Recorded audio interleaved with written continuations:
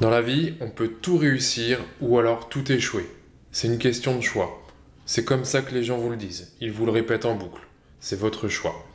Personnellement, j'ai une vision un petit peu plus contrastée du sujet. Pour moi, c'est une question de choix, mais aussi d'accompagnement. On réussit parce qu'on est bien accompagné. Par exemple, dans votre vie, vous allez choisir la personne avec qui vous partagez votre chemin de vie, votre conjoint ou votre conjointe. Quand ça se passe bien, on écrit conjoint en un seul mot, et quand ça se passe pas bien, vous écrivez conjoint en deux mots. Voilà. Mais il ou elle reste votre choix d'accompagnement. Et ce choix va faciliter ou non votre accession à des niveaux supérieurs de votre vie, à tous les niveaux que vous désirez accéder. Un petit peu comme le prof de maths qui va vous faire aimer les maths, ou le prof d'espagnol qui va vous faire détester l'espagnol. Et puis vous aurez aussi peut-être le prof de saxophone qui va vous transmettre sa passion tellement fort que vous allez devenir un saxophoniste digne de John Coltrane. Vous arrivez à devenir en fait dans votre vie une meilleure version de vous-même selon le choix que vous mettez dans votre entourage. Je m'appelle Nicolas, j'ai 43 ans et un jour j'ai rencontré le John Coltrane de la finance. Il s'appelle Cédric Froment et il vit avec des claquettes aux pieds et une planche de surf sous le bras. Il n'a aucune ressemblance, ce Cédric Froment, avec un prof barbant d'économie qu'on peut en croiser à la fac, ni même avec aucun autre prof d'ailleurs. Et pourtant, c'est le meilleur prof que j'ai jamais connu. En général, quand on signe pour une formation en ligne, on achète l'image qu'on a de cette formation depuis l'extérieur. On a une vague perception de comment va être cette formation, mais on ne sait pas vraiment si elle va nous plaire, si elle va vraiment révéler en nous le futur virtuose qu'on souhaiterait être sur ce domaine. Encore une fois, tout est question d'accompagnement et on choisit cet accompagnement. En 2016, j'ai signé à l'époque pour LSL 1.0 comme d'autres élèves dans cette promotion-là et j'ai choisi aujourd'hui de vous raconter cette expérience. À cette époque-là, en 2016, on n'avait pas encore tous les avis consultables par les élèves des promotions précédentes. On était les premiers, donc on naviguait à vue, on n'avait aucun recul. Aucune possibilité donc du vécu des autres qui auraient testé le programme avant nous, il n'y avait rien. Est-ce que le prof était bien? Est-ce que la formation était à la hauteur de nos espérances? On n'en savait rien. Il y avait juste l'image que LSL nous renvoyait, que LSL me renvoyait. Et au fil des semaines, je me suis inscrit et au fil des semaines, cours après cours, je suis tombé amoureux de l'aventure. La façon dont la formation était écrite, sa progressivité, la pédagogie qui était dedans et la profondeur de cette formation. C'est une exploration complète de tout ce que Cédric a testé de plus pareto possible dans le trading au cours de sa vie et il a tout vulgarisé dans cette formation-là pour qu'un débutant puisse devenir autonome. Rétrospectivement, les plus belles décisions que j'ai prises dans ma vie sont 1. D'avoir osé un jour adresser la parole à ma femme et 2. D'avoir cassé la tirelire pour faire LSL. Ces deux décisions-là m'ont ouvert les plus belles aventures que j'ai connues. En fait, j'étais même un des derniers élèves à s'inscrire sur la première promotion de LSL. J'ai failli louper le coche.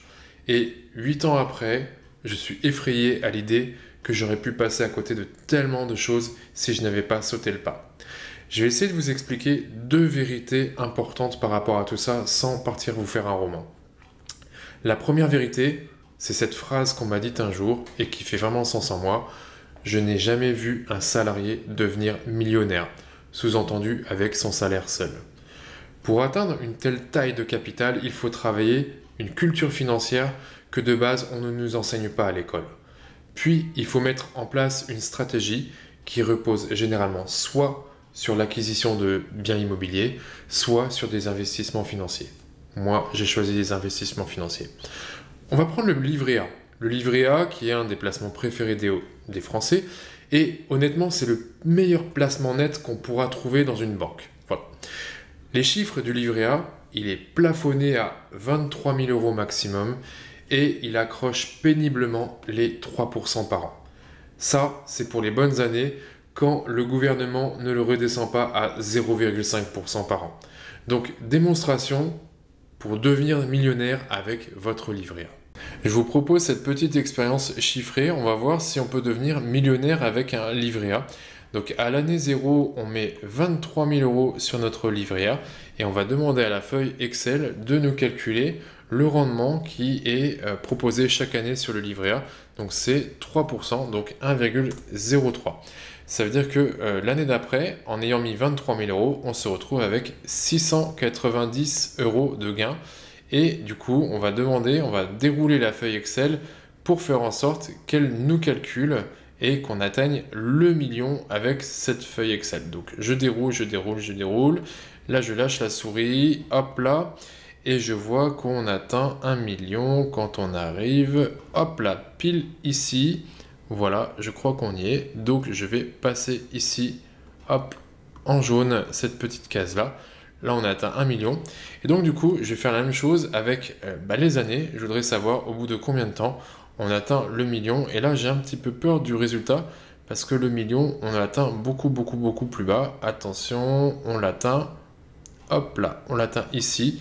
Donc voilà, la réponse, c'est qu'il nous faut 128 années pour pouvoir devenir millionnaire passivement avec un livret A. Donc, en fait, on peut devenir millionnaire avec le livret A, mais il faut 128 ans et je pense qu'on sera plus vivant d'ici là. La deuxième vérité, c'est que tout le monde ne rêve pas de devenir millionnaire. Et c'est mon cas. Le résultat d'accumuler des zéros sur un compte, ça ne m'attire pas plus que ça. Moi, ce qui m'attire, c'est l'expérience. J'ai retrouvé une de mes toutes premières feuilles de salaire d'ailleurs à l'époque, de quand j'étais kiné salarié à l'hôpital. Je vais l'afficher là ou là dans la vidéo, vous verrez. À l'époque, je gagnais 1340 euros par mois, je crois. J'adorais ce que je faisais, j'adorais mon job, et en plus, j'avais 2h30 de route par jour pour aller au travail. Tout ça pour dire que moi, dans ma vie, je n'ai pas besoin de posséder une voiture rouge qui va vite et qui fait tourner les têtes pour être heureux. J'ai une Clio blanche, ça me suffit et c'est parfait. Par contre, ce dont je rêve, c'est d'être indépendant et d'être résilient de tout. Je rêve que je peux faire le travail qui me donne la banane tous les jours sans être inquiet de combien me paye ce travail. Je rêve, depuis que je suis devenu papa, de pouvoir offrir des grandes études un jour aux enfants, qu'ils fassent le métier de leur rêve. Je rêve de pouvoir créer un maximum d'expériences avec eux, un maximum de souvenirs avec eux, que ce soit à la maison, que ce soit en vacances, etc. Je rêve surtout aussi de pouvoir amortir facilement tous les coups durs de la vie quand ils vont se présenter à moi, quels qu'ils soient. Et j'ai beau tourner toute cette équation dans tous les sens, tous ces rêves, pour pouvoir les réaliser, il faut avoir de l'argent. Et pour cela, une simple feuille de salaire ne va pas suffire. Il faut obligatoirement se créer des sources de revenus complémentaires. Je pense que tout ça, vous le savez déjà, moi j'ai pris le temps de m'en rendre compte. Et pour ça, il faut maîtriser un process qui va permettre de faire travailler vos économies bien mieux que ce que peut proposer votre banquier et sans que cela ne vous coûte trop de temps. D'ailleurs, pour aller un petit peu plus loin sur le sujet, je ne crois pas dans le système de retraite. Je sais déjà que je ne pourrai pas compter sur un État ou sur un gouvernement pour m'aider dans mes vieux jours quand je serai à l'automne ou à l'hiver de ma vie. Alors l'idée, c'est de tomber maintenant amoureux d'un process qui me fasse monter en compétences et qui me permette d'apprivoiser une méthode qui va sécuriser tout le reste de ma vie. Tout cela, c'est ce que je me suis dit en 2016 quand je m'inscrivais à LSL 1.0. Est-ce que LSL va pouvoir m'offrir tout ça? Eh bien, mon expérience de cette année LSL a été excellente, extraordinaire, à tel point que les semaines, les mois sont devenus finalement des années. Un jour, en fait, pour développer tout ça, Cédric m'a proposé de faire un essai de travailler pour lui. Et c'est concluant, ça s'est très bien passé pour tous les deux, et du coup, je ne suis jamais sorti de LSL, un petit peu comme un étudiant éternel. Et donc, du coup, je me suis retrouvé en immersion complète dans la pédagogie et dans l'enseignement de l'école. J'ai suivi toutes les autres années LSL d'après, à la fois comme un élève et comme un assistant au prof. J'ai coécrit de nombreux articles, de nombreuses stratégies, de nombreuses conférences. J'ai rencontré aussi des personnes formidables avec qui je continue à construire aujourd'hui tous les jours l'aventure de ma vie de spéculateur. J'en profite d'ailleurs pour les saluer, ils se reconnaîtront. Et parmi elles, il y a bien sûr Farid. Farid qui était avec moi déjà en LSL 1.0. Je crois que c'est un de mes plus vieux compagnons de route. Et en fait, c'est très drôle parce qu'on échange tous les jours avec Farid. Et LSL est tellement vaste, on a écrit tellement de sujets, de conférences, de stratégies d'investissement que quand on échange là-dessus avec Farid, on comprend vite que lui et moi, on a chacun nos petites préférences personnelles sur les stratégies qu'on emploie et leurs adaptations. Aujourd'hui, j'ai choisi de décrire quelques-unes de ces stratégies qui m'ont le plus inspiré pendant ces 8 années de LSL. La première de toutes, c'est la conférence Club d'investissement. Alors, c'est pas une vraie stratégie en tant que telle, parce que cette conférence, elle décrit plutôt un véhicule d'investissement qui est exceptionnel et pourtant qui est méconnu et sous-utilisé. Cette conférence Club d'investissement, je l'ai mise en pratique et elle m'a permis de faire découvrir la bourse à mes associés parce qu'ils étaient un petit peu frileux sur le sujet de la spéculation et des investissements financiers. Eux, ils préféraient l'immobilier et moi, je préfère la bourse. Donc, on a trouvé un juste milieu.